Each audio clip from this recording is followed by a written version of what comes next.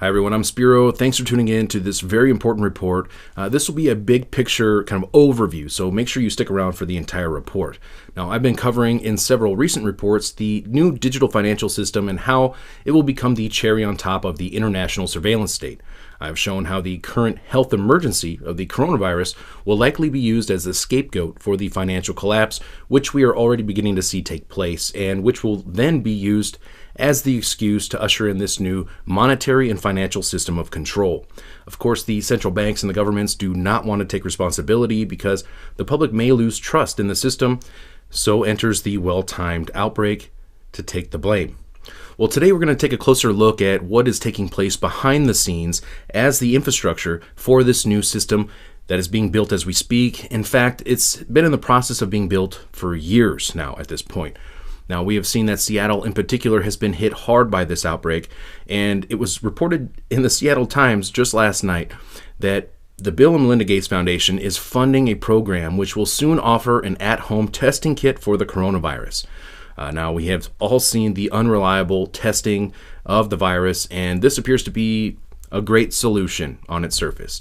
Now, others would argue that Gates may be financially profiting from this crisis, as this foundation has contributed over $100 million to fight the coronavirus globally, to develop vaccines in addition to other drugs and this at-home testing kit.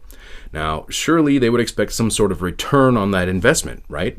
Well, others would argue against this by saying that the Gates Foundation, well, they're nonprofit organizations, and they only benefit from the satisfaction of its philanthropic charities, which only benefit humanity, of course. After all, Bill Gates is one of the most wealthy men in the world, so he doesn't really need the money, right? So what does Bill Gates need? Or maybe perhaps a better question is, what does Bill Gates want? Well, he must be an expert, considering his foundation co-hosted Event 201, the United Nations pandemic simulation of a coronavirus outbreak, which of course preceded the actual coronavirus outbreak by about 6 weeks, and also coincided with the United Nations themed World Military Games, which took place in Wuhan, China, of course being ground zero of this outbreak, all of which I have covered extensively in previous reports. If you have not seen those, you're going to want to see those. Well, when you read into this at-home testing kit and what they're planning to do, we see that if you believe you've been exposed to or infected by the virus, you can simply just go online and fill out a questionnaire, and the test will be delivered to you within 2 hours. Now, it doesn't specify how the test will get there, who's going to deliver it, whether it's coming by drone. We don't know. It'll be there in 2 hours. That's pretty impressive. Now, it goes on to say that the results will be available within 2 days and will be shared with local health authorities so they can track your movements and your contacts, making it easier for health officials to locate others who may need to be tested and or quarantined, as well as to track the virus itself and its spread and possibly identify other potential hotspots. Now, this sounds a bit Orwellian to me, but after all, it is a public health emergency, so I guess extreme circumstances call for extreme measures, right? Now, they state they intend for this program to expand to a state level and beyond eventually. Now, what I get out of this is it sounds to me like they are building a database to track potentially infected people, and not just any database, but a DNA database. Realistically, that has this potential because they will collect your DNA once they swab your nose and conduct this test. Now, again, to me, sounds very Orwellian, and I'm always skeptical of this thing, but let's try to give it the benefit of the doubt here. But I can see how this sort of campaign can be justified by this crisis, whether or not this crisis is manufactured. Now, when you start to look into other programs that Gates is involved in, we start to see a trend here, and this starts to raise some red flags for me. For example, Bill and Melinda Gates Foundation have also funded an invisible biometric tattoo program to identify vaccinated people, which can be given at birth or throughout any time in your life. And this was designed to be able to track entire nations of people. Now, could this program be related to, or at least at some point integrated into the program and the database that we're seeing the Gates Foundation setting up right now in the United States regarding the coronavirus? It's anybody's guess. We'll have to see.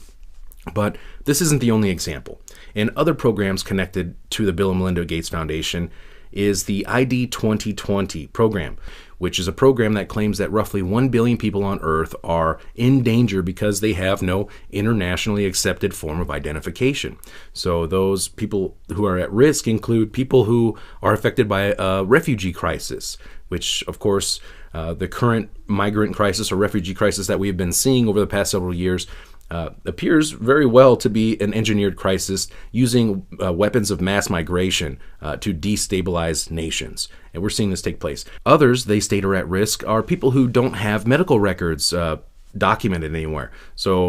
Or birth records. So they want to be able to track your birth records, your medical records, and which life-saving vaccines you may potentially need with this biometric invisible tattoo that they'll be able to imprint on you and scan and log into their databases. Now, this is no joke. I'm going to provide all of the information below in the link so you can verify this information for yourself very easily.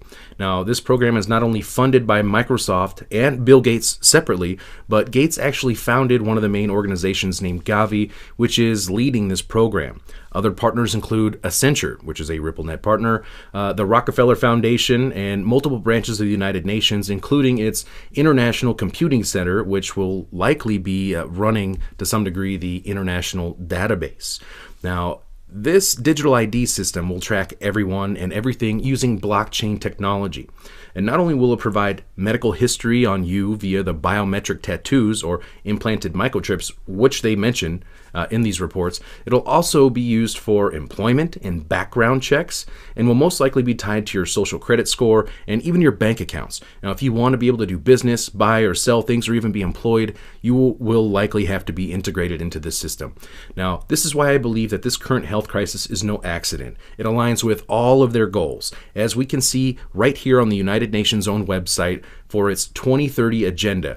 Goal number 16.9 by 2030, provide legal identity for all, including birth registration. This is exactly what these programs are being set up to do, and they're being funded right now by people and organizations like the Bill and Melinda Gates Foundation, the Rockefeller Foundation, the United Nations, and many others. Now, they are rolling out these programs using this current crisis as cover.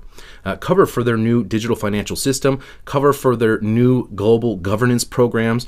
And I've reported on this numerous times, and we just get more and more confirmation every day.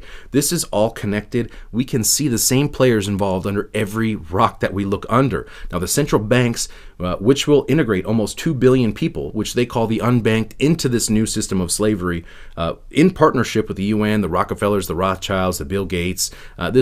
These are the social engineers with their technocratic plan for full spectrum dominance, and it's happening right now. This is why we are seeing this censorship take place. This is why they have tried to silence me and others in the past. Please share this information before it's too late, as if it's not too late already. Follow my work on BitChute, Twitter, Activist Post. I really do appreciate Activist Post and all of the other sites out there who do post my work. I don't get paid to do this. I'm not running ads. It's actually costing me money and precious time to make these reports. Stay tuned for much more. I'm Spiro.